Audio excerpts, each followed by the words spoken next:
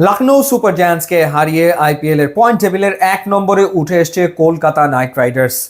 11 ম্যাচের ভেতরে তারা জিতেছে 8টাতে, তাদের পয়েন্ট হচ্ছে 16, এবং রাজস্থান রয়্যালস 1 ম্যাচ কম খেলেছে, 10 ম্যাচে 8টায় জিতে তাদেরও পয়েন্ট 16, কিন্তু নেট রান রেটের কারণে এই মুহূর্তে পয়েন্ট টেবিলের 1-এ অবস্থান করছে কলকাতা নাইট রাইডার্স। এবং বলছিলাম যে লখনৌ সুপার জায়ান্টসকে তারা হারিয়েছে। প্রথমে ব্যাট করে 235 রান করেছে 6 উইকেট হারিয়ে, এবং এ নিয়ে এবারের আইপিএলে কলকাতা নাইট রাইডার্স 200+ ইনিংস খেলেছে 6টা। মুম্বাই ইন্ডিয়ান্স 2023 সালে 200+ ইনিংস খেলেছিল 6টা। এবার কলকাতা নাইট রাইডার্স এরই ভেতরে 6টা আসলে খেলে ফেলেছে। এই সিজনে সানরাইজার্স হায়দ্রাবাদ 200+ ইনিংস খেলেছে 5টা। কার বিপক্ষে কত করেছে সেটা যদি আপনাদেরকে একটু জানিয়ে দিই। কলকাতা নাইট রাইডার্স 272 করেছিল দিল্লির বিপক্ষে, 261 করেছিল 6 উইকেট হারিয়ে পাঞ্জাব কিংসের বিপক্ষে, 235 6 উইকেটে করেছে লখনৌ সুপার জায়ান্টসের বিপক্ষে, 223 করেছিল 6 উইকেট হারিয়ে রাজস্থান রয়্যালসের বিপক্ষে, 222 করেছিল 6 উইকেট হারিয়ে আরসিবির বিপক্ষে, এবং 208 রান করেছিল সানরাইজার্স হায়দ্রাবাদের বিপক্ষে। অর্থাৎ বিভিন্ন বোলিং অ্যাটাকের বিপক্ষে সফল কলকাতা নাইট রাইডার্স, এবং তারা অনায়াসে হাই স্কোর করছে। 200+ ইনিংস তারা আসলে খেলছে।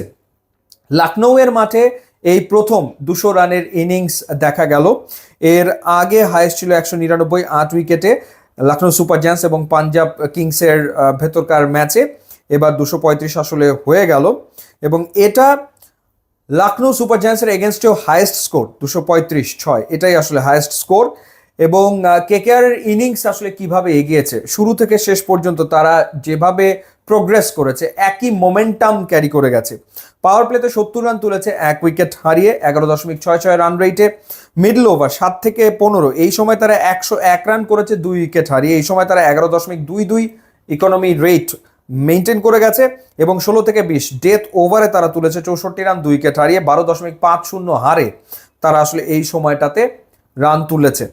এবং এই যে কলকাতা নাইট রাইডার্স এই সিজনে এত রান করছে, এত 200+ ইনিংস, তার অন্যতম কারণ হচ্ছে সুনীল নারিন এবং ডেফিনেটলি ফিল সল্ট, তাদের দুই ওপেনার। সুনীল নারিন 11 ইনিংসে 461 রান করেছে, এবং তার স্ট্রাইক রেট হচ্ছে 183.66, এবং ফিল সল্ট 11 ইনিংসে 429 রান করেছে, তার স্ট্রাইক রেট 183.33। অর্থাৎ দুই ওপেনার 183 স্ট্রাইক রেটে ব্যাট করে যাচ্ছে। সেই কারণে তারা এত ভালো স্টার্ট পাচ্ছে। পাওয়ার প্লেতেই তারা একটা গাঁথুনি পেয়ে যাচ্ছে, এবং 200+ ইনিংস তারা আসলে খেলছে। এর সাথে যোগ হয়েছে রাঘুবংশী, ইয়াংস্টার, যে মোটামুটিভাবে ভালো ইনিংস আসলে খেলছে। শেষ দিকে এসে আন্দ্রে রাসেল, তিনিও ব্যাট করছেন 180+ স্ট্রাইক রেটে যখন প্রয়োজন পড়ছে। রিঙ্কু সিং রয়েছেন, এছাড়া শ্রেয়াস আইয়ার রয়েছেন, ভেঙ্কটেশ আইয়ার রয়েছেন। দে অল ক্যান ব্যাট, এবং প্রয়োজনের মুহূর্তে দেখা যাচ্ছে কলকাতার ব্যাটাররা দুর্দান্ত ইনিংস খেলছেন। যখন প্রয়োজন পড়ছে তখন কেউ না কেউ সেরকম একটা ইনিংস আসলে খেলে দিতে সক্ষম হচ্ছেন। সো সেই ক্ষেত্রে কলকাতা নাইট রাইডার্সের প্লে অফ অলমোস্ট নিশ্চিত হয়ে গেছে, যেহেতু 16 পয়েন্টে তারা আসলে পৌঁছে গেছে। তো দেখার ব্যাপার যে কেকেআর এবার আসলে আইপিএল কোথায় গিয়ে শেষ করে।